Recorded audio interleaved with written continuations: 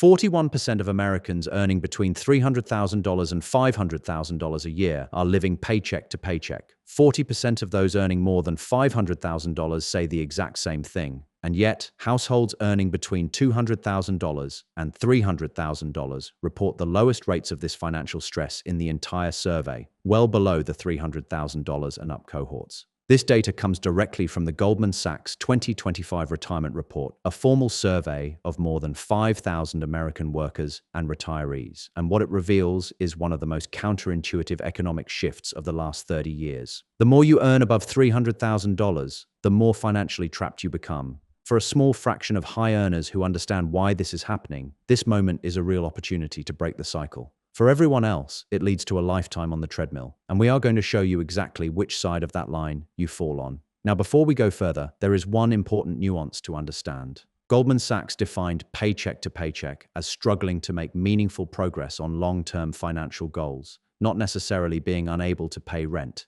But here is the thing.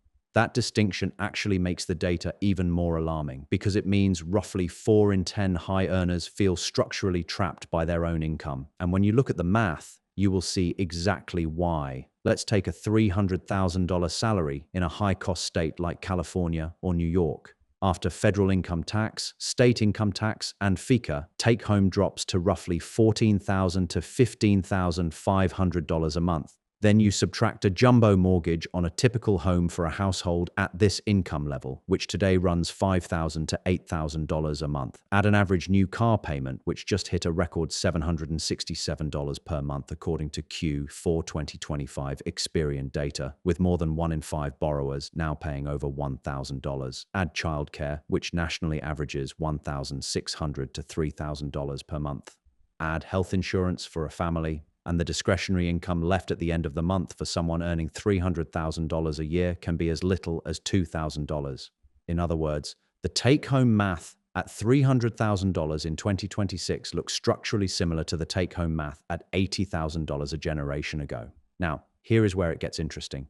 Beyond taxes and mortgages, we are living through what economists call a K-shaped economy. The top 1% of US households now own 31.7% of all American wealth, the highest share since the Federal Reserve began tracking this data in 1989. The top 10% control between 87% and 93% of all corporate equities and mutual fund shares, according to Federal Reserve data. The bottom 50% own just 1%. So when the stock market makes new all-time highs, that gain flows almost exclusively to people who already own assets. A W-2 salary, even a $300,000 one, captures none of it. And this is the real divide of the modern economy. The true split is between asset owners and wage earners, not between high earners and low earners. A $50,000 salary with meaningful equity ownership is structurally more durable than a $300,000 salary with no equity at all. Inflation is then quietly tightening the trap. Consumer prices for staples are roughly 25% higher in 2025 than they were in 2020.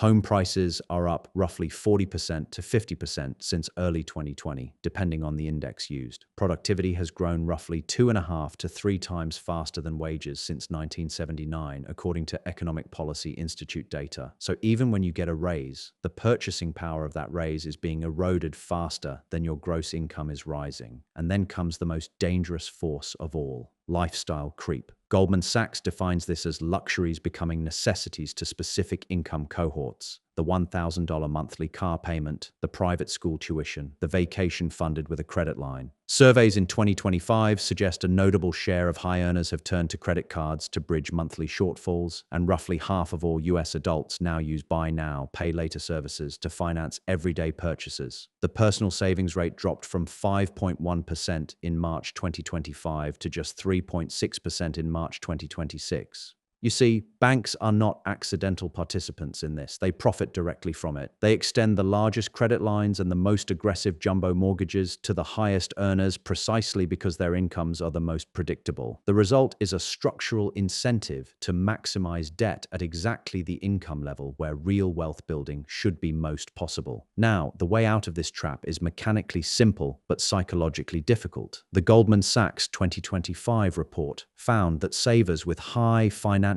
grit, those who automate their contributions, stay invested through volatility, and reinvest their dividends, retire with 49% more wealth than low-grit savers. regardless of income level. In other words, the single most important variable is automating your savings before the money ever touches your checking account. Pay yourself first. Cap your housing costs. Cap your auto costs. Send 20% of every paycheck directly into investment accounts before lifestyle creep can absorb it. And when raises come, route them into assets, not upgrades. Because the real lesson buried inside this Goldman Sachs data is this: true wealth comes from owning assets that compound while you sleep, not from earning a high salary. The K-shaped economy structurally rewards capital ownership and punishes pure wage dependency. And the only way to win is to stop playing the wage game and start playing the asset game. Thank you for watching.